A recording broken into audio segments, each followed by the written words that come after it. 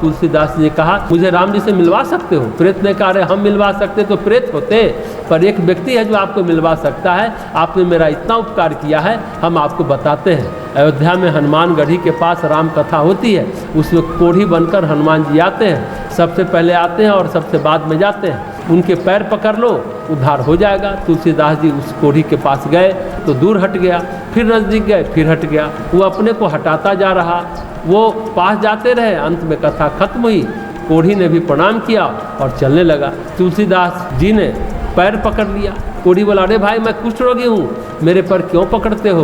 तुलसीदास ने कहा, हम भी कुष्ठ रोगी हैं महाराज, हमें भी संसार के कुष्ठ ने पकड़ रखा है, उद्धार करें। हनुमान जी महाराज को तुलसीदास पर दया आ गई। बोले, ठीक है, तुमको हम राम जी से मिलवाएंगे, पहचान लेना, चित्रकूट चलो।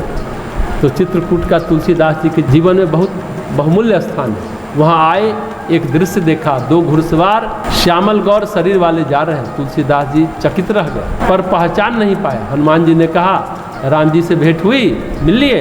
तुलसीदास जी ने कहाँ भेंट हुई? अरे दो घुड़सवार राम लक्ष्मण वही थे, भेंट तो हुई पर हम पहचान नहीं पाए, भेंट अधूरी रह गई। हनुमान जी ने कहा, अच्छा कोई बात नहीं, फिर भेंट होगी। रामघाट में मेला लगा था, तुलसीदास जी चंदन घिस रहे थे, तो छोटे छोटे बालक पहुँचे, बोले, बाबा हमको टीका लगा दो। हनुमान जी सोचे तुलसीदास जी इस बार चूक न जाए, शुक के रूप में, तोते के रूप में आकर परिचय कराया। चित्रकूट के घाट पर भई संतन की भीड़, तुलसीदास चंदन घिसे, तिलक लेत रघुवीर। तुलसीदास जी ने पहचान लिया, पैर पड़ गए, हमारा भी कल्याण करें। हनुमान जी गुरु रूप में मिले, विद्या का परिचय दिया। शेष सनातन ने राम मंत्र का परिचय दिया, नरिहराचार्य से और राम से भेंट कराई हनुमान जी ने।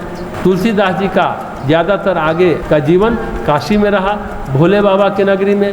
भोले बाबा ने कहा, राम कथा का उपदेश दो, उस कथा को कहो, कल्याण होगा। हिंदी भाषा में कहो, संस्कृत में नहीं। राम कथा लिखना शुरू किया।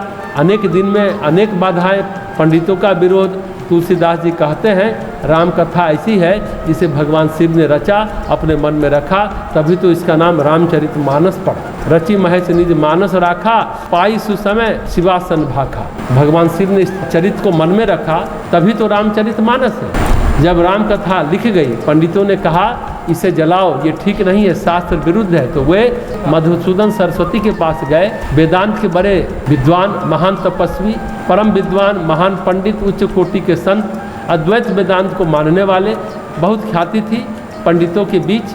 मधुसूदन सरस्वती का प्रत्येक पंडित के लिए अंतिम सिद्ध होता था। उनसे तुलसीदास जी ने कहा, भोले बाबा ने सपना दिखाया, उसी सपने के आधार पर राम कथा लिखी। वे कहते, सपने साचौ मोहि पर ज्यों हरि गौरी प्रसाद। ये बालकांड का 15वां दोहा है। शिव पार्वती का सपने में या सचमुच कोई कृपा रही है, जो लिखा हमने भाषा में, वो सत्य सिद्ध है। उनकी कृपा से यह मानस वेद मंत्र हो गए। हनुमान चालीसा में भी लिखते हैं, वही सिद्ध साखी गौरी सा।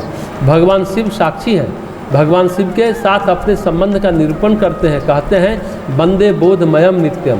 काशी में उनकी नगरी में रहे और उनकी कृपा से मुझे बोध हुआ, राम के तत्व का बोध हुआ। भगवान शिव ने उन्हें तत्व बोध कराया, राम के सत्य का, राम के तत्व का, राम के ज्ञान का, राम के ब्रह्म रूप का बोध भगवान शिव के कृपा से हुआ। मधुसूदन सरस्वती ने कहा, सारे वेद पुराण ग्रंथ उपनिषद रख दो, रामचरितमानस रख दो, काशी विश्वनाथ मंदिर में भगवान शिव स्वयं फैसला करेंगे। किसी पंडितों को शंका नहीं थी। विश्वनाथ के मंदिर में सारे पुस्तकें रखी गई, रात में सुबह खोली गई तो भगवान शिव के हस्ताक्षर से एक रामचरितमानस में, और सबसे ऊपर वेद पुराण लेकर रामचरितमानस रखी थी। अब किसी को क्या संशय रह जाता? तो भगवान शिव गुरु रूप में होकर तुलसीदास जी को ज्ञान दिया। मोह के धागे कटे, शेष सनातन ने काटे, नरिहराचार्य ने काटे, हनुमान जी ने काटे, भगवान शिव ने अंतिम रूप में काटे। तो काशी में ही मरण हुआ तुलसीदास जी का।